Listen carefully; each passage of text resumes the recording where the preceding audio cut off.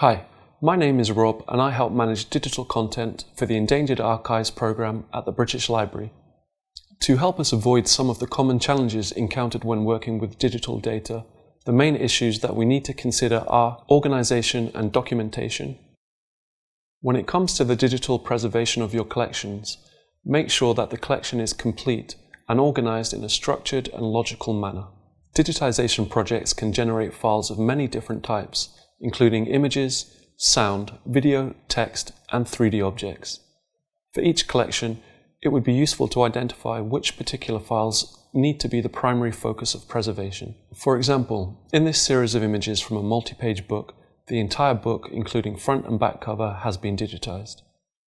The files have been saved in a consistent file format and in page sequence, which is indicated by the file name and number.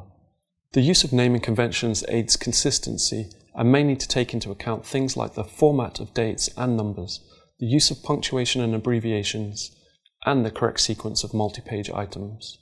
File formats. As part of the process of organisation, the opportunity should also be taken to review the file formats that make up the collection. Some file formats are more prone to obsolescence than others, so it may be useful in some cases to think about the file formats being used. This is most common with closed file formats created by commercial software companies. As newer generations of software are released, they are not always compatible with previous file format versions. EAP recommends using a tool such as Droid to identify and validate file formats. Please watch our tutorial on digital preservation tools to learn more about how to use this as part of your workflow. Another important thing to think about will be where to store the collection for the longer term. For large organisations like the British Library, this may involve saving content and metadata into a preservation repository that stores this data in different locations so as to always have multiple copies. For smaller organisations, the main storage options may be external hard drives, network drives, or the cloud.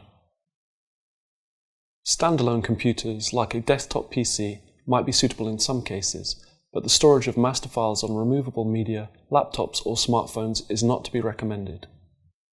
Backup.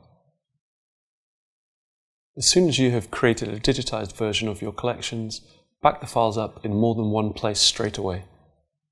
This will help protect your collections from problems such as accidental deletion, corruption, or viruses.